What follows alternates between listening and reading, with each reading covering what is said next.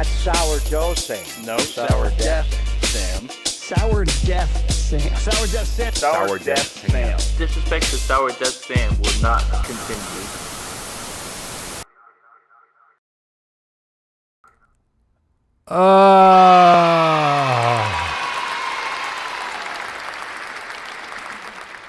We're back.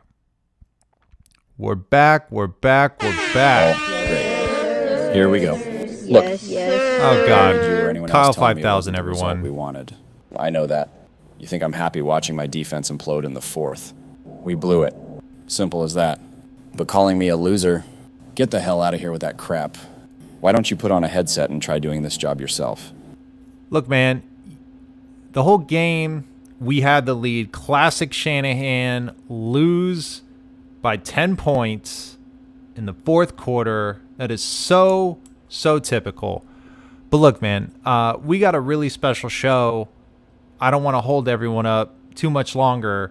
We got Rich Madrid coming on the show. Tell me, what do you think about Rich Madrid, before we bring him on later in the show today? Yeah. Tell Rich I actually look forward to hearing someone who knows what the hell they're talking about for once. At least he watches the damn film and doesn't just spew out hot takes for clicks. I want to hear what he saw on defense because right now, it's like they're playing with blindfolds on. Maybe he's got some insight that doesn't make me want to throw my headset across the room. I doubt it, brother. But, hey, Kyle 5000, everyone. Kyle 5000. Just couldn't wait. Just couldn't wait. You can tell he's on pins and needles. Ladies and gentlemen, what's going on? It's Sourdeath Sam. That is Kyle 5000, friend of the show. I paid several Bitcoin for him. He is my indentured servant for life. So, obviously, not the best Wednesday after the game we saw. A 27-24 loss to the Rams on our home field, which was insulting. We packed that LA stadium. It deserved to be our victory, but we fell short. That's how it goes sometimes. Yes, sir. We got some people in the comments. Let me just say, we got Rory Robert. I think I said that correctly. Yes, sir. I love Rory. He says Rich is honest and unfiltered. He also says he blames Steve Wilkes. Yes, sir. Personally, I blame Jimmy Garoppolo. He was on the field. I still haven't figured out why it's his fault yet. Give me enough time. I will. Jen Sweeney says Kyle 5000 is a savage. Yes, he is. And Haywire says...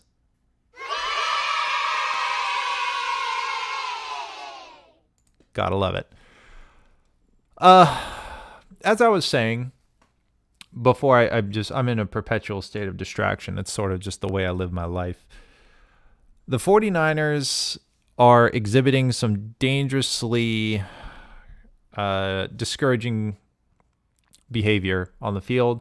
Obviously, the performance on defense has just been falling short consistently. We are getting, in my opinion, the Brock Purdy we left off with, which is a solid, reliable quarterback who is making a lot of things happen. And obviously, Jordan Mason didn't get his 100 yards, but he is still leading the league in broken tackles. And then we've got other receivers who are trying to make up the difference for some of the star power that we did not have on the field for this week. Now, one could say, well, of course, the 49ers, were not going to win this game. We didn't have all our stars. But as we covered in last week's show, neither did the Rams. And it was discouraging to see how badly we need all of our superstars on the field. Does that seem obvious? Sure.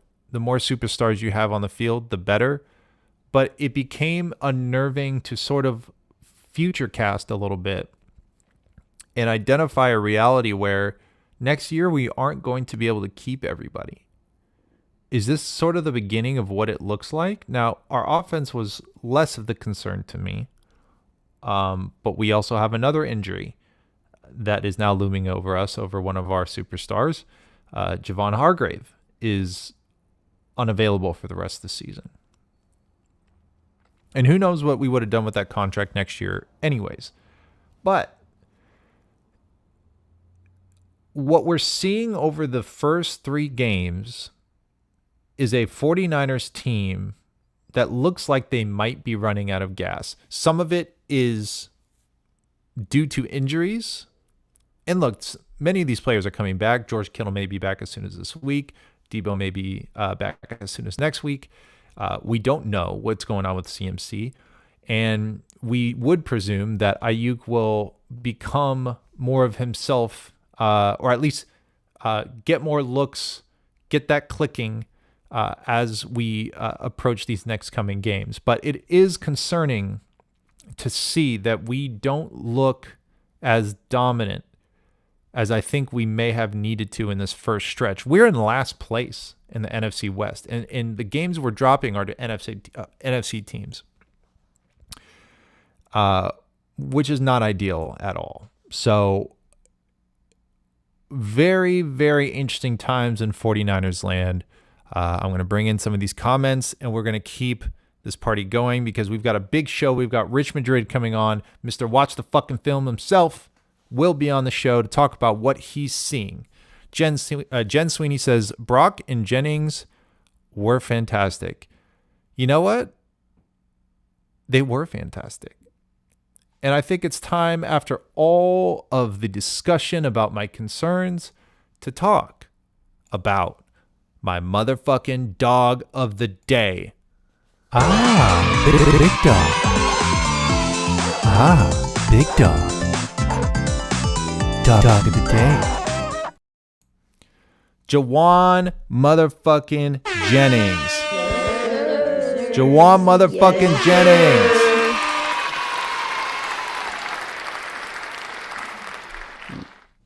I think we understood how important Jawan Jennings was to this offense during the Super Bowl last year.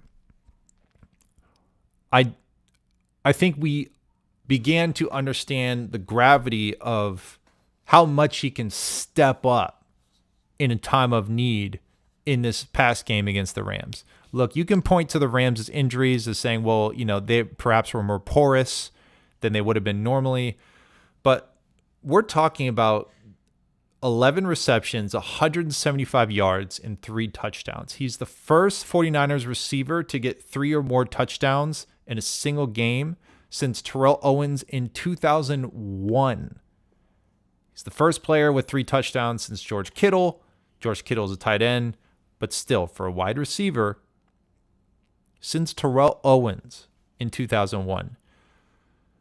What he demonstrated in that game was that he could be counted on big time.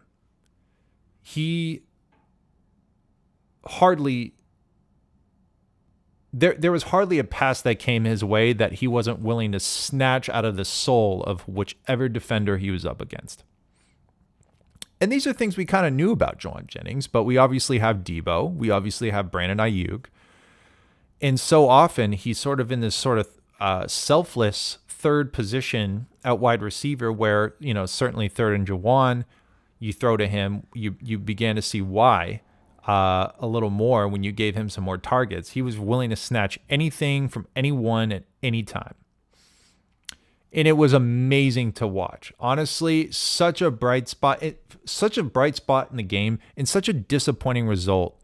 Because you wish he could have walked away with that victory, that he could have gotten the game ball, that he could have went home with that ball and been so over the moon about that performance as he deserved to be. And frankly, I hope he still felt that way. But the truth is that he left upset because the 49ers let him down. But that does not change the 175 yards. That does not change the 3 touchdowns. That does not change that Jawan Jennings was my dog of the day.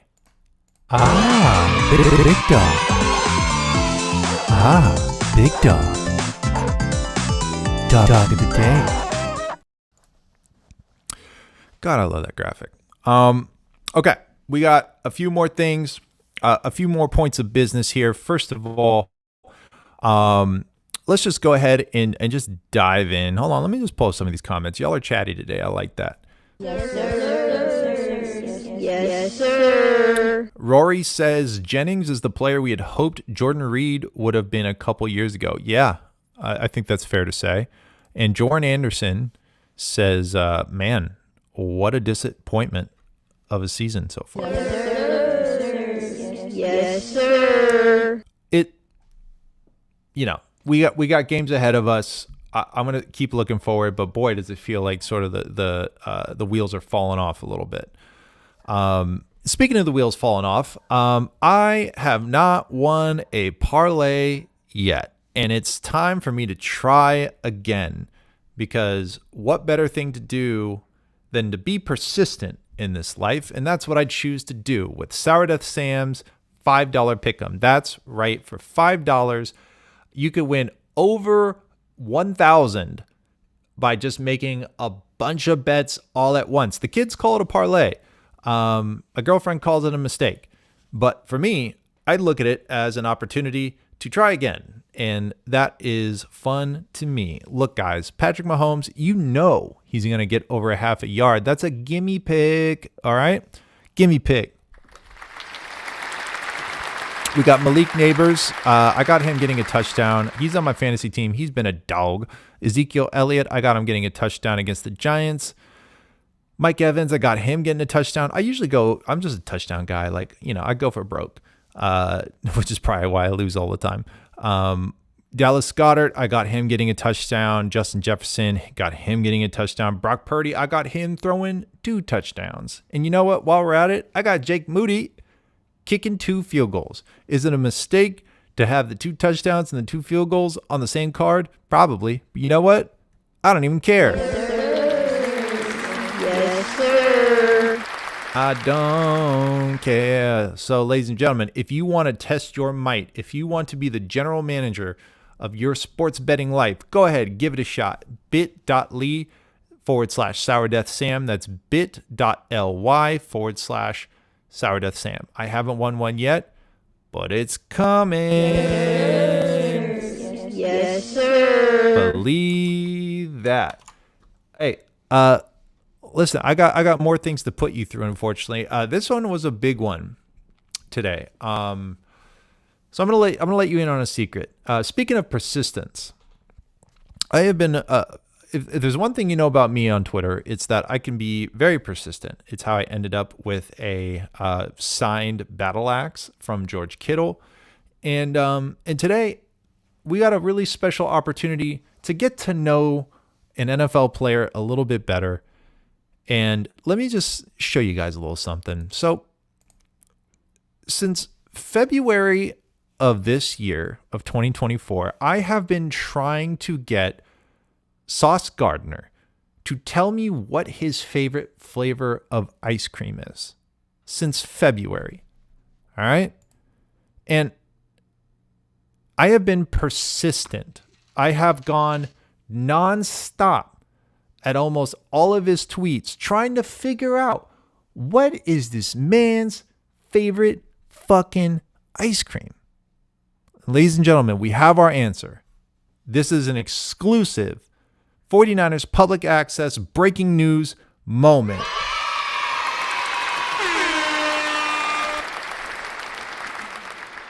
Strawberry cheesecake. Strawberry cheesecake ice cream. All right.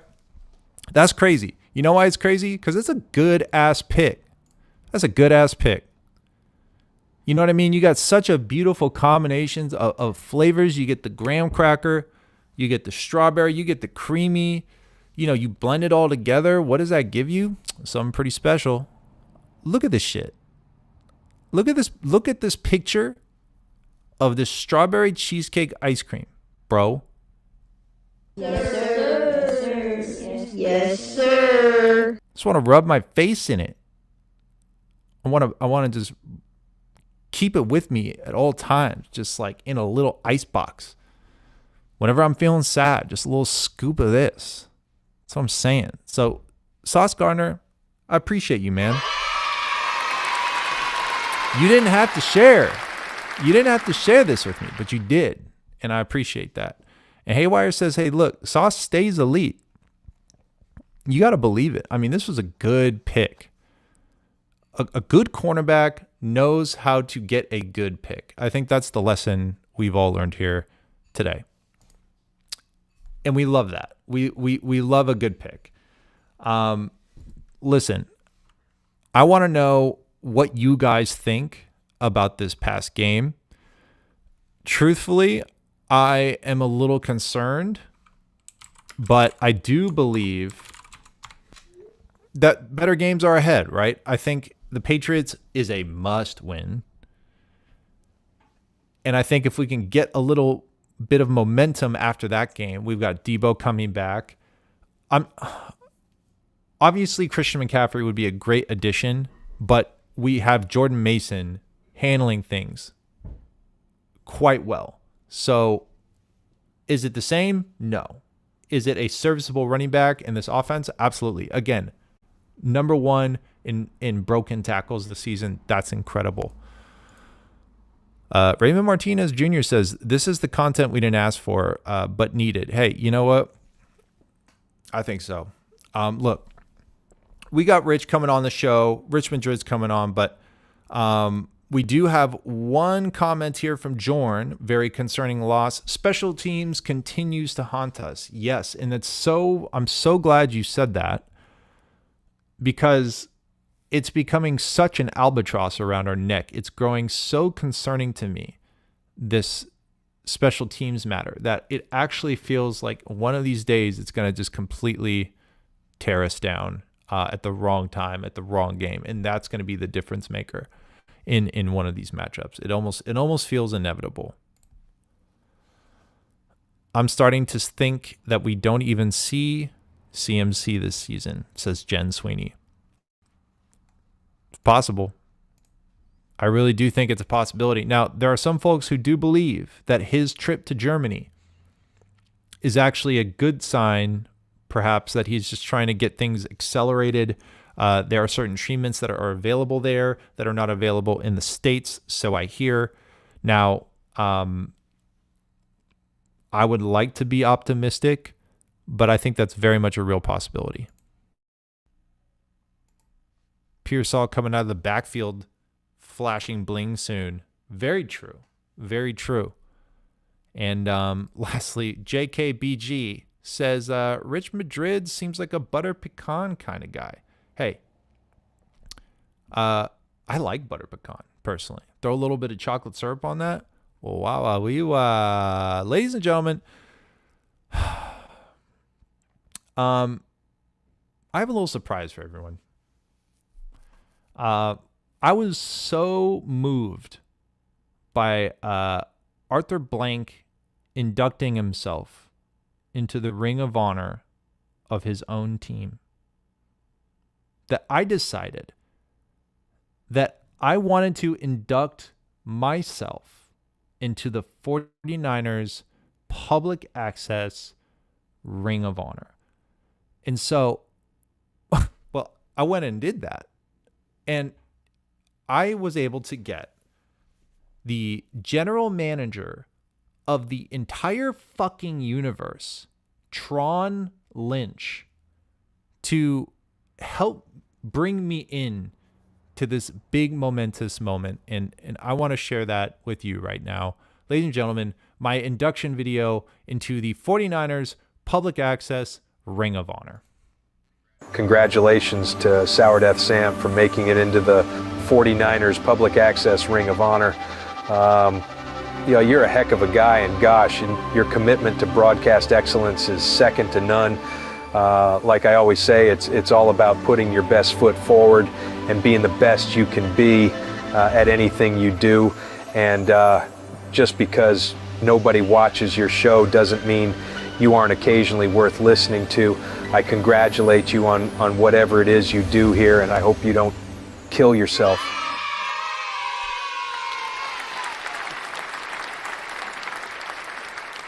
Wow. What can I say?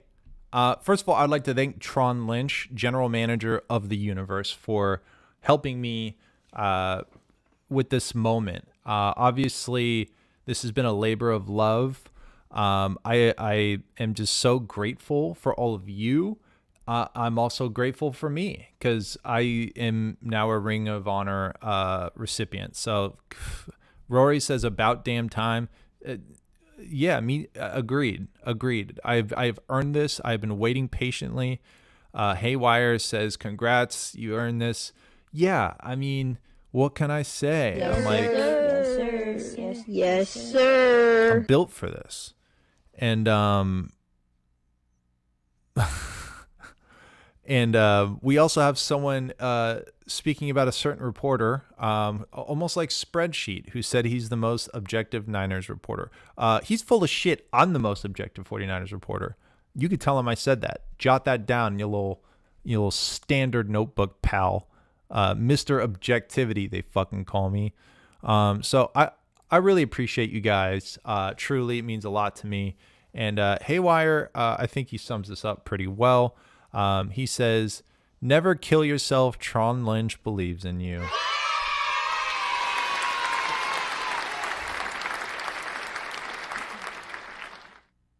Call the fight. All right. So I'm just going to keep it a buck with you. We got Rich is restarting his laptop right now. And it has an update.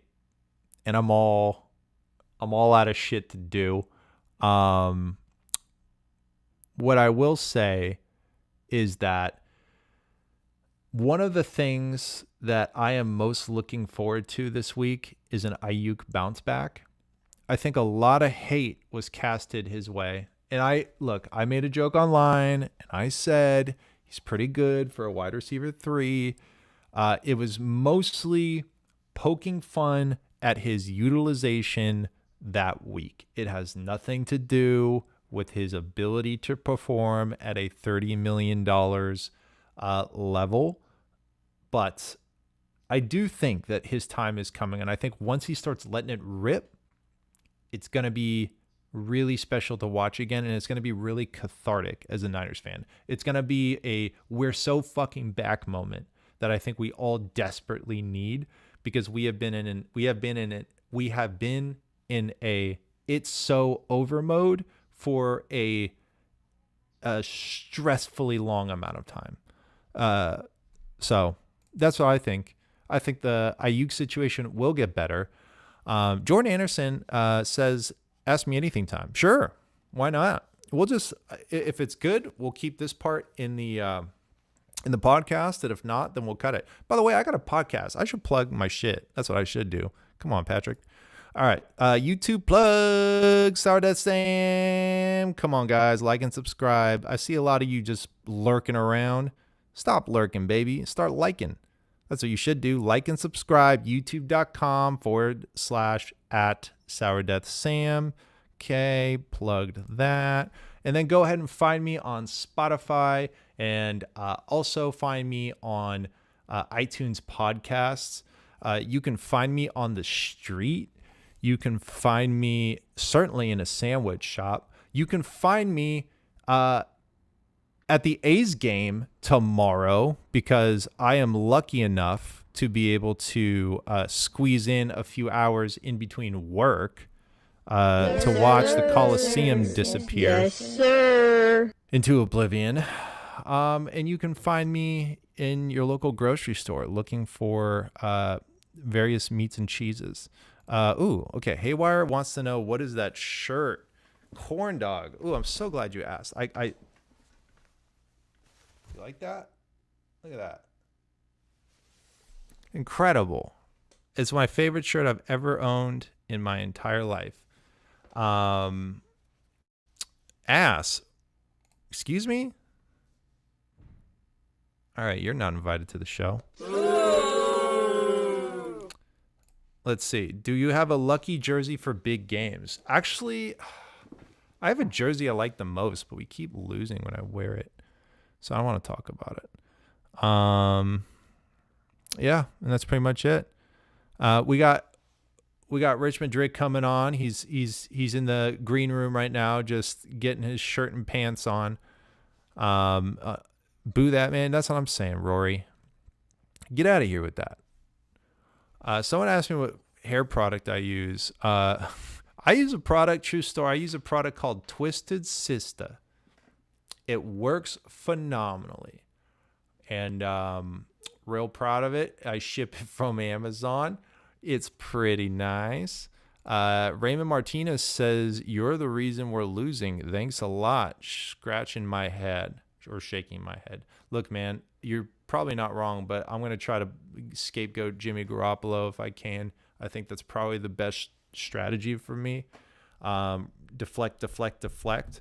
I've learned that from people in the highest office in the land, that is a wonderful strategy when things get stressful. Just trying to think what we could do. Let me go ahead and plug Rich's. Go ahead, bit.ly/watch the tape. So we can kind of look at Rich right here.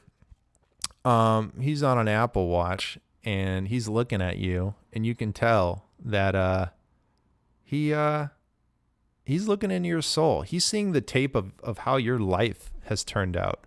And brother, he is not impressed. Not impressed at all.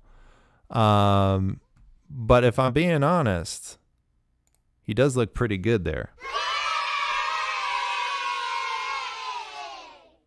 Sure does. So Rich is in the green room. I'm trying to get him in. I think he's having camera trouble here. Let me just show you that he exists real quick. This is what he would look like. Just hang with us, everyone. Oh, I see you. I can hear you. This might be as good as it gets. I can't get my camera to work on either laptop. I don't know if it's a function on your end or what. You can blame it on me. I don't give a shit. I'll blame it on you. Yeah. Yes, sir. Yes, sir. The audience likes that. Ladies and gentlemen, Rich Madrid. You don't even know if this is an AI Rich Madrid or not. But you're just going to have to trust me, because that's all we got. So first, Rich, before we get into anything truly important, do you have anything to say about me getting inducted into the 49ers Public Access Ring of Honor? I don't think I knew that. Yeah, it just happened happened like 5 minutes ago. Thank you. Oh, okay. Yeah. We got Glitch Madrid. Hang on, I'm gonna pop in on my other Yes, line. sir. Okay. Yeah, we're chilling. Everyone's just hanging out. We're having a good time over here. We I apologize. I'll be right back. Oh, don't apologize. We're all hanging out. It's like we're like hanging out together. Look, let's get the formalities out of the way. All right. We're all friends here. I'm not sure. Since when has this been a buttoned up operation? You tell me when this has been a buttoned up operation. We got Raymond being hilarious. Thank you, Raymond. Glitch Madrid is a banger. If I come up with the AI Rich Madrid, that's what I'm going to call it. And it's going to be so rude to everybody. Last Second Sports says, can't put my finger on it. Rich looks different. Did he get a haircut? I think he might have gotten his hair dyed, because it looks a little bit more blacked out than usual. But I appreciate you bringing up that question. Last Second Sports, guys, friend of the show. Reboot the McDonald's Wi-Fi. Man, where would he be? Yeah, McDonald's maybe. He's. Oh, Haywire misses the echo. Yes, sir. Those are good times, man. Yes, sir. That's how I knew who the real ones were, because there were legitimately people who hung on for the entire stream with just the most ridiculously obnoxious echo. I couldn't even publish that episode on podcast. I had to replace it with Kyle 5000 reading The Raven by Edgar Allan Poe. So if you haven't checked that out, do or don't. I don't really give a shit. If you have a haunted house this year for Halloween, you can play that in the background. See what happens. See how the kids react. I don't know. But there is proof that Rich Madrid is coming onto the show. I think he is trying to sign on with his phone now, if I had to guess. But we'll rip through these topics. Nobody seems to be in a rush. I'm impressed. Haven't been losing too many of you so far. It's been a pretty good time. Echo over Cowbell. You know, maybe I'll bring it back for the Christmas special. Just bring back just like a Sun-O show. Just absolutely just ripping with just some crazy sounds that'll make all the beautiful women leave the room. That's what I'm all about. Yes, sir. Yes, sir. Yes, sir. Call me Ishmael. That's pretty good. Rich left to watch some more tape. You know what? I wouldn't doubt it. He's probably watching this tape and taking notes on my escapability, on my ability to scramble. True story. My dad was a redshirt quarterback at a certain university, and career didn't go so well. But he always refers to anything where he has to get himself out of a jam as like scramble. It's all about like how you scramble.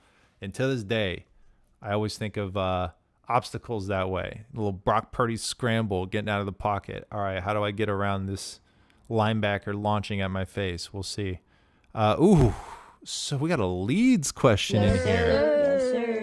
Yes, sir. All right, hold on. I'm gonna keep.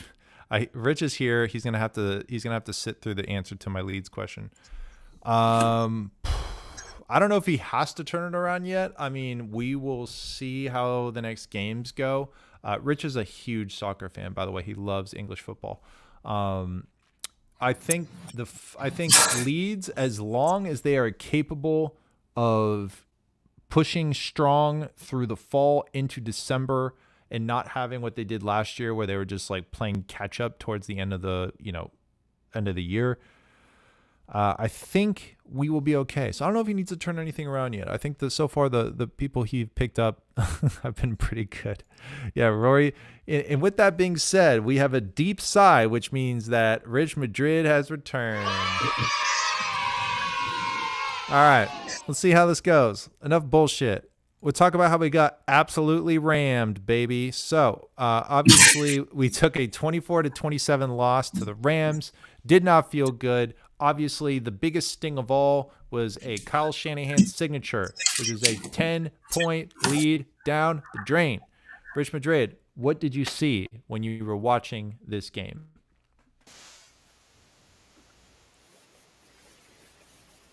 Got the camera, by the way. Neither laptop will. I don't know. It's like this app won't read the camera settings or something. It says it's not connected. This game, I don't know. It kind of had one of those vibes where like you knew something was going to drop, and then sure enough, it did. I don't know. It just never really felt like it never felt like a 49ers game to me, like a recent 49ers game, just the vibes were off, and they've been off. Yeah, I think vibes have been off as sort of a signature of what this year has felt like, a combination of just players who aren't injured, maybe not living up to their potential, players who were important to us falling victim to injuries. It feels like it's just been a carousel of just misfortune for this team.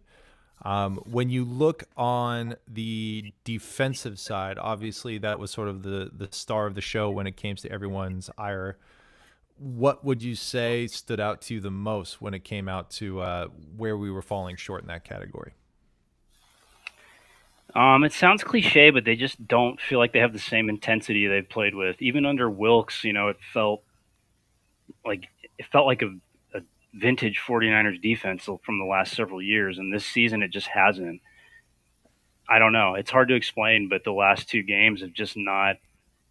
It's just maybe it's the injuries, maybe it's Nick Sorensen. He's not really a talkative person. He just kind of mumbles through his press conferences.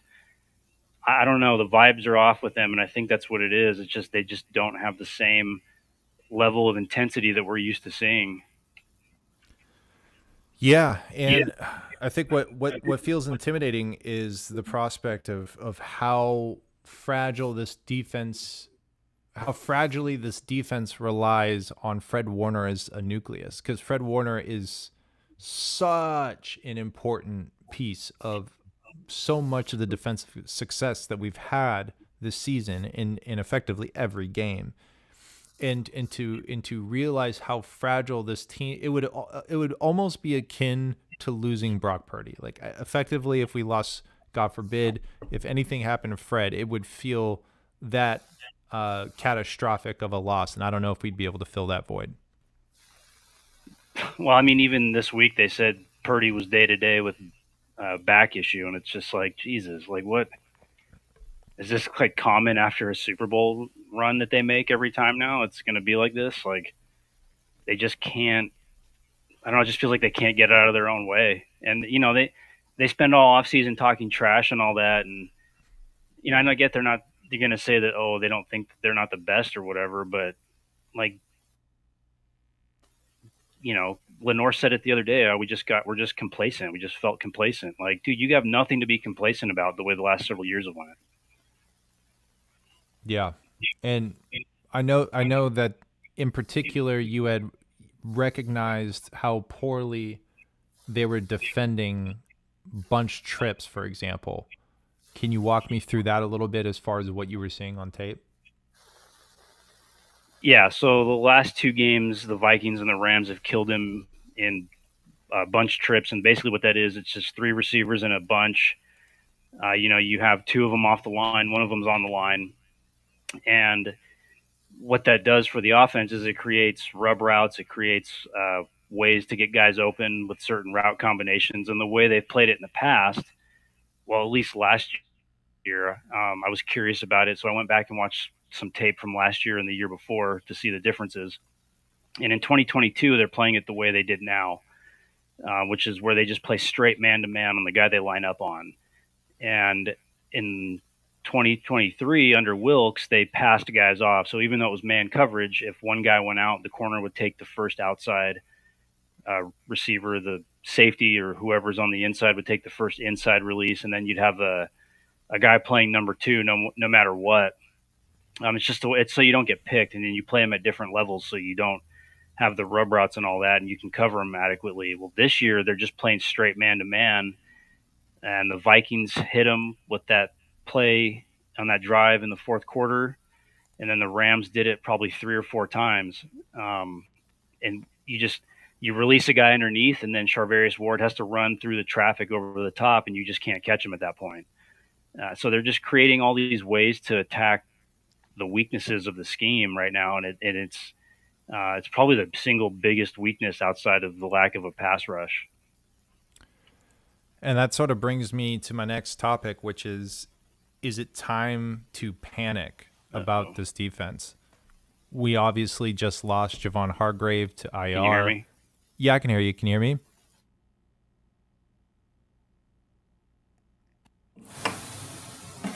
Glitch?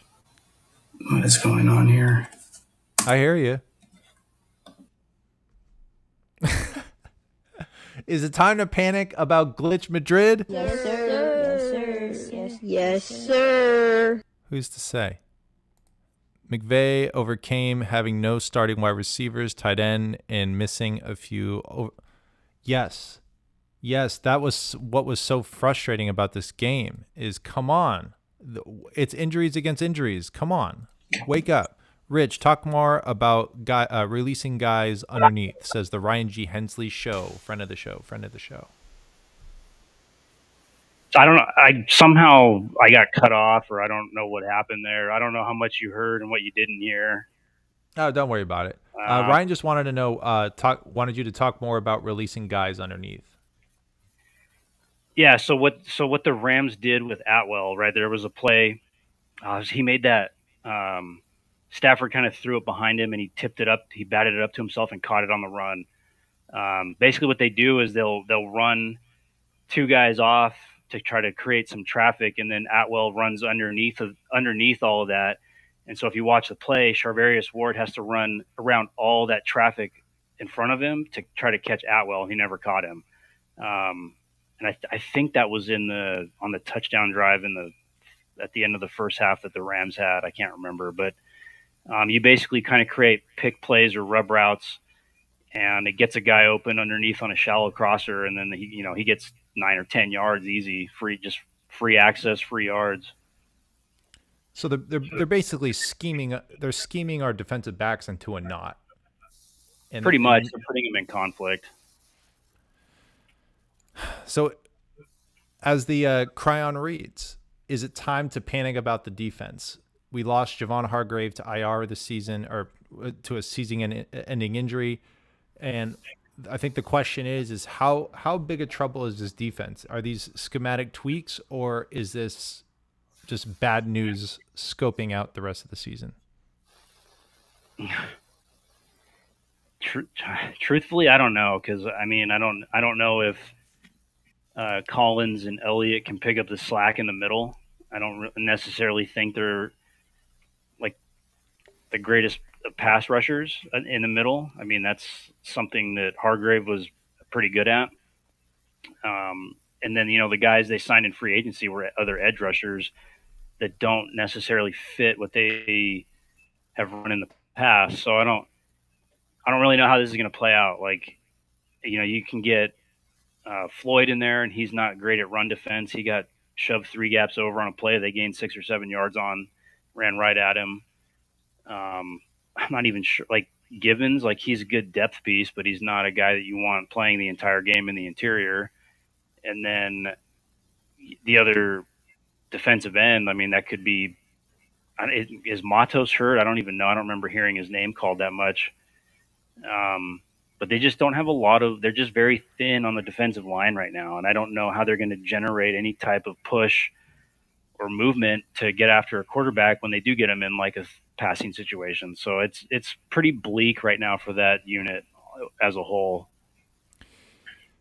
You start to get the feeling, I mean, I feel like we were so spoiled watching the 49ers be a top 5, top 10 defense. And I think the reality is we have to accept that there's a possibility that this team is maybe not even a top 15 defense when the season's over. Part of that is due to injury. Part of that may just be due to Sorensen not getting us where we need to be. But as far as panic, I don't think we're going to be bottom of the barrel. But I think the one saving grace is I think if there's anyone who can perhaps try to untangle some of these knots, it might be Kyle. But the last thing you want is another story about him being in these defensive meetings like we had last year, because then it's just going to seem like a continuation of the same chaos with just a different agent.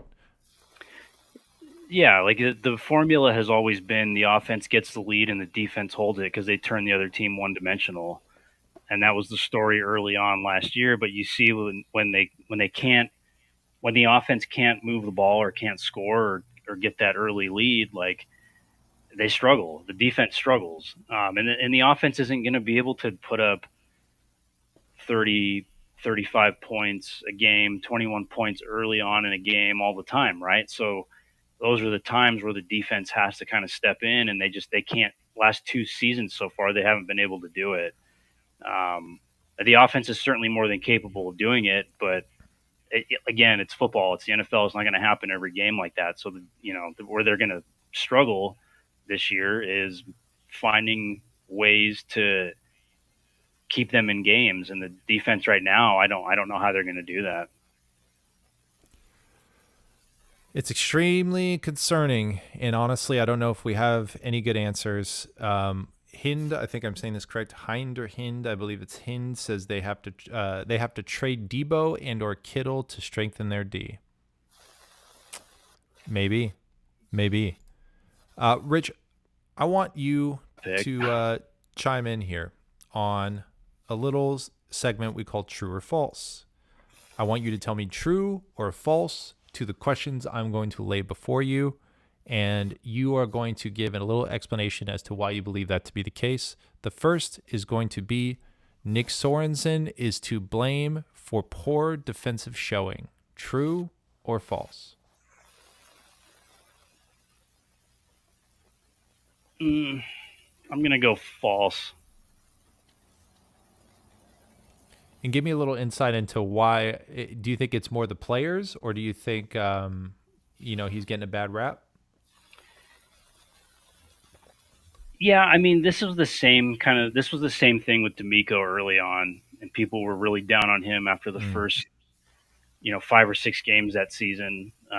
New defensive coordinator stepping in, and Sorensen has an unenviable task of taking over a defense led by Steve Wilkes last year, and everybody knew what happened to Steve Wilkes. Um, I'm not necessarily sure that Sorensen was the right guy for the job. I mean, it just seems like they kind of settled for the next man up, honestly. And I don't know, if anyone else really would have made a difference outside of maybe landing Belichick at some point, or even Vic Fangio. But I don't necessarily think he's to blame right now. I mean, the front office and Kyle and John are the ones who made the roster decisions to bring in these outside guys. Devondre Campbell, he stinks. I covered him for 3 years with the Packers. Never thought he'd show up on the 49ers roster, but here he is. He stinks. Floyd made all his money next to Aaron Donald. I don't, not great in run defense, and racked up all those sacks with the Rams, playing next to a Hall of Famer. So not a great signing in my opinion. And then Gross Matos, what did he really do with Carolina? I don't know. I mean, he seems like he's another guy that, like, they signed guys that fit like the Fangio Staley type scheme, and I thought that might be what they'd lean into a little bit. But I don't think that I necessarily blame a lot of the blame on Sorensen right now. I mean, they brought in Staley to be an advisor. They signed these bargain bin barrel players. You can't really. I mean, can you hold that against Sorensen? I mean, the only talent he has is Warner, Bosa, and Ward right now that are playing. Hufanga was back, but he was kind of a non-factor, just because they don't. The Rams went after the weaker secondary players. And Greenlaw's hurt, so they don't really have the guys that they're used to having right now. And I think that's a big part of it. And that and the depth that they gave him, I just think are terrible. Copy that. Nick Sorensen, not guilty. Brandon Ayuk, played a bad game. True or false? No, I don't think he played bad at all. False. I agree. I think he's getting a lot of flack. I think obviously there's sort of like the viral clip of Purdy not looking his way. I think it's a matter of time before he gets the game where the connection is there and he hits the stride like I know he wants to. But I don't think that his lack of superstar production in that game was because he played a bad game. Would you agree with that? Yeah, definitely. I mean, you could tell that on tape that the Rams defense was worried about him. Totally. He even in an interview, I believe he said that they're playing him different. For whatever that's worth. I'm sorry, he said what? He had said that they are playing him different, I believe. The league is... The 49ers are, or the league is? No, the league. Yeah, they know. They're not... The teams know. Like, they don't have Kittle. They don't have McCaffrey. They don't have Debo. It's easier to play coverage when you can roll safety in a corner to cloud coverage or bracket him than it is to do it to anybody else. You just take your chances. I mean, and it paid off, sort of. They won, but Jennings isn't going to have a 3-touchdown, 170-yard performance every week. And you Correct. just take if you're an opposing defense till those other guys get back, you just take your chances with it. Next question. Brock Purdy is cooking. True or false? Yes, true. Outside of Minnesota, which I didn't think he played great in at all, relative to the other two games, I think for the most part he's done everything that you wanted and more. Honestly, I don't think there's been any concerns about anything about him running the offense, making good decisions. and things like that. So I don't think there's any issue there. I think for the most part he's cooking with what he's got around What him. he's got, right? Exactly. A little top ramen, a little sriracha, some oregano, maybe. We'll see. Ladies and gentlemen, Rich Madrid says Brock Purdy is cooking. Yes, sir. Yes, sir. True. And I would agree. I mean, number one adjusted EPA per play, top 5 passer, passing yards through week 3 with the lack of the Avengers on hand. And just this past game, I mean, his connection with Jennings obviously worked out quite well. Let's talk one last true or false here. The 49ers will be a wild card team in the playoffs. True or false? Yeah, I think that's true. I think when you look at the rest of the NFC, I don't really think anyone else stands out except for the obvious teams. The Lions, the Vikings, if they can keep a quarterback for 17 games, Eagles and Packers, and that's really it. Yeah, I mean, you still have to believe that the talent on this team is too good not to be able to reach the postseason. And I think it very well could be wild card, and obviously that'd be a bit more of a struggle to get through potentially. But I have to believe that the talent on this team is too good not to be able to overcome these losses and get into the postseason.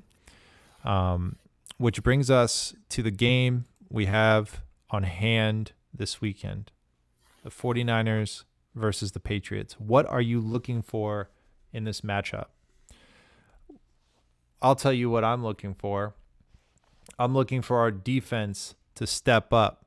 And I think as long as our defense can demonstrate that it's not a leaking sieve, and the 49ers can continue to utilize Brock Purdy, hopefully with George Kittle as well on hand, then I think that the combination of that tight end with our 2 fantastic wide receivers in the leading running back with broken tackles this season, I think we can make a statement against the team that we should be making a statement against. What are you looking for in this matchup against the Patriots? Well, Kittle was at practice today. He was limited, is my understanding.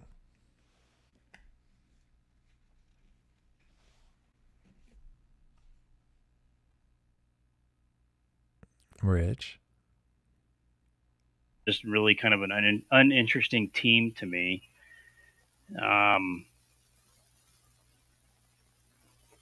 I even with the if they play the same offense they played on Sunday against the Rams, I think they're going to win this one. The Patriots aren't good. That offense is not cooking with Jacoby Brissett, so I'm not worried about that. That offensive line might be the worst in the league, so I don't think even worse than the Rams. I mean, I thought they'd beat the Rams, so who knows? But I truly do not think they're going to lose this one. Yeah, I would hope not. I mean, my concern is that any game feels like a trap game at this point, right? It used to feel more dotted on the schedule where maybe this team could pull it off or maybe this team could pull it off. And truthfully, the Rams felt like they could fit in that category because I think Sean McVay may very well spend every waking moment of his summer trying to figure out how to get a photo after the game where he can put his hand on Kyle Shanahan's head like, hey, little bro, I'll see you later. I'm seeing comments about the Matrix. Am I in the Matrix again? The Matrix? The glitch? We've always been in the Matrix. They're just saying glitch Madrid because we can't see you. But we live in the Matrix every day. And, brother, the steak in the Matrix is delicious. I do think that paranoia inside me is keeping me up at night. I think you're right. I mean, I think the Patriots are quite uninspiring. I think that they give you more than enough ways to beat them. I I'm beginning to grow concerned after the Rams game that maybe our defense is more porous than we know what to do with. But perhaps I'm wrong. Perhaps we're able to iron out these kinks and make it work. I agree with you. I just don't think this is a team that's going to expose any more of that. Well, I certainly hope not, because if Jacoby Brissett puts up 3 touchdowns on our defense, I'm leaving the Matrix. I'm taking the blue pill and the red pill at the same time, and whatever happens, happens. Let's go to the segment everyone has been waiting for. Ladies and gentlemen, Rich Madrid in affirmations. Have you thought about who you want to be nice to today? No, not one bit. All right. Well, then I'll start. I'll give you some breathing room to think about it. And you're gonna fucking hate this one. It's perfect. Jake Moody, you've only missed one kick, a 50+ yard kick, and everyone thinks that all of our issues are your fault. I don't. Our only win of this season, you scored 20 points. If you were not at that game, we might be 0-3. There are a myriad of reasons why we lost against the Rams. And sure, if you had made that field goal, maybe things could have been different. But there were so many other pieces. There were so many other circumstances that also could have led us to avoid a loss against the Rams. And you missing from a low percentage kick, or a lower percentage kick, if you stat nerds want to come at me, does not bother me as much as it bothers everyone else. And I want you to know that you are okay and that we love you.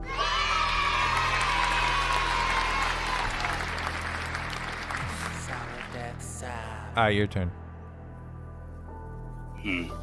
Yes. Oh, man. Just one nice thing, and then another nice thing.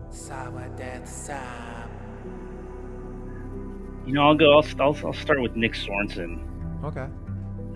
It's not your fault that your guys can't cover, and they gave you nobody to cover with. But I believe in you. Coach them up. Encourage them. If you can't scream at them, encourage them. I don't see you as the screaming type. Just mumble at them loudly. Just mumble at them positive affirmations right back at them. Hell yeah.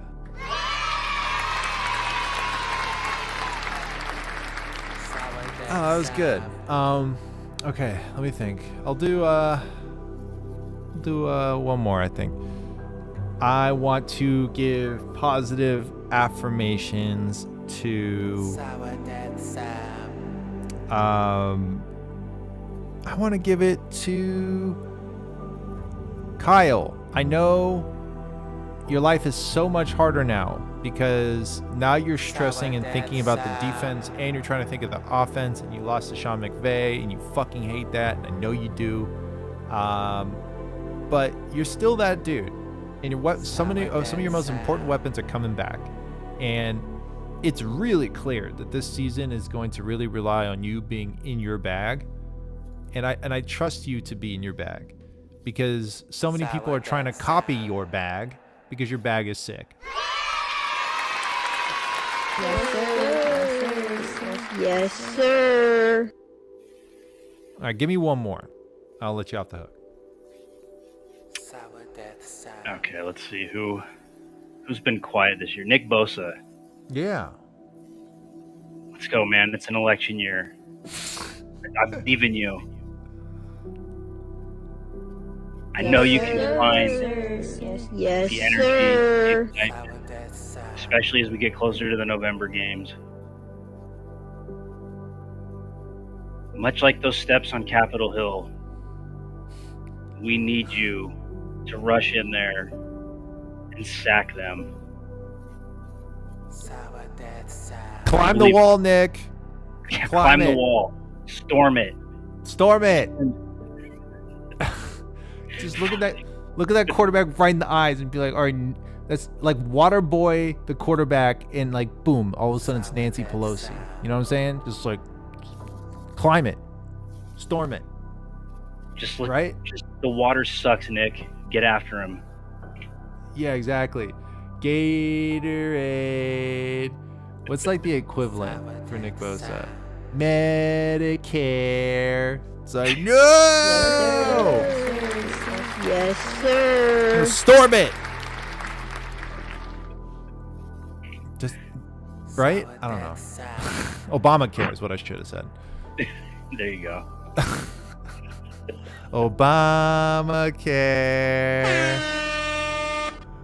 Yeah, I like that. We should start chanting that when it's third down. We'll see what happens. We'll see generational numbers. That was a good one. Let's see what the comments have to say on that. I'm sorry if it. Look, we're not making political statements here. We're just having fun. All right, leave me alone.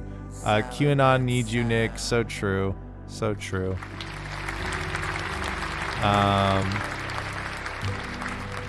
Tell Nick Jacoby Brissett and Drake May are voting for Harris. He's you just gotta motivate him. That's all. I think he's a very talented player. He's gotta storm the fucking Capitol. So I believe it'll happen. Rich, anything you'd like to say to this loving, adoring audience who's been very happy to hear from you this evening and give you a clever nickname in the process? Yeah, I feel really bad for the camera not working, the glitch. Apparently I cut out a few times. And I was pumped about this today. And this is what happened. So, if you need free all 22 and free TV broadcast, go see the pinned tweet on my top of my profile. It's free for all of you. It's there. It's all there. I want to give my last affirmation to you, Rich. This is not Sports Center, brother. This is 49ers Public Access. I'm just glad you were here on the same day as my Ring of Honor induction into the 49ers Public Access Ring of Honor. You are a wonderful friend, and I am very proud of you for doing affirmations. I know that took everything out of you to do. And you will be back, I'm hoping, for the lead up to the Packers game. As folks may or may not know, you know a thing or two about studying the Packers, and I would love to have you back on camera and all for the world to see your beautiful face as we talk that matchup. Would that sound good? Yeah, that sounds good. I'm in my fourth season covering the Packers for SB Nation, so yeah, would love to. Hell yes. Yes, sir. Yes, sir. Ladies and gentlemen, Rich Madrid signing off. And let me sign off with you guys as well. Ladies and gentlemen, this is a fun one. Look, I appreciate you all hanging in with me. It's not easy having this job, being camera, being editor, being show prep, producer, all that. But I do it because I love you guys. And you know what? I felt the love today on my induction ceremony. You guys stuck with me. Technical difficulties, forget about it. We got likers and we got subscribers, and that is what I'm talking about. Ladies and gentlemen, thank you for hanging in with me. Thank you for hanging in with the 49ers. Look, we are all in this together. We've got a very, and I'm soundboard guy. Thank you, Roy, for mentioning that. All right, look, I don't get the credit I deserve. That's why I'm in the fucking Ring of Honor. Yes, sir. Yes, sir. Yes, sir. About time. We got a big game this weekend. It's not the best team in the world. It's not going to leap us into any statistical categories that would separate us from the pack. It's just going to be a mental, moral victory for Christ's sake. So, ladies and gentlemen, let's manifest this into existence. We are going to beat the Patriots. We are going to get ourselves into a position where we can start dominating again. And sure enough, our players are going to come back.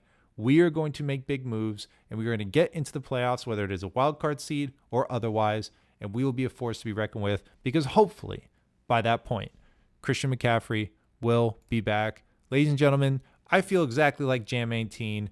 Just want a W. Ladies and gentlemen, let's get a win.